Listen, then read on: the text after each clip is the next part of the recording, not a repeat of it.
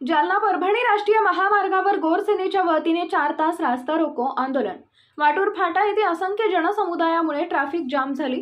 जालना परभणी महामार्गावरील वाटूर फाटा येथे गोरसेनेचे राष्ट्रीय अध्यक्ष प्राध्यापक संदेश चव्हाण यांच्या उपस्थितीत जवळपास 10 ते 15 हजार बंजारा समाज बांधवांच्या भव्य उपस्थितीत राजपूत भामटाची अवैध घुसखोरी थांबायलाच पाहिजे व SIT लागू झालीच पाहिजे।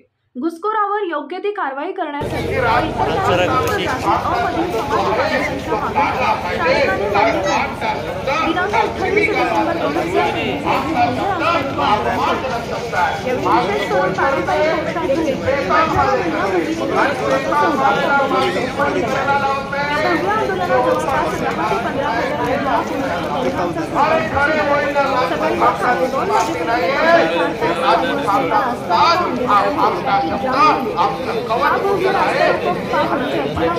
आंदोलन एकदम शांततेत पार पडले। शासनाने याची दखल न घेतल्यास उग्र स्वरूप धारण करून आंदोलन करावे लागेल व हातात बंदुका घेऊन शासनाला घारेवर धरावे लागेल।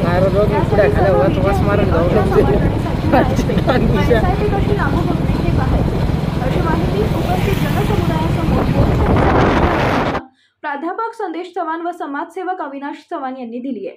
हे विराट दृश्य व रास्ता रोको आंदोलन पाहून कोणीही काही सामाजिक संघटना व राजकीय पुढाऱ्यांनी या आंदोलनाला पाठिंबा दर्शवला।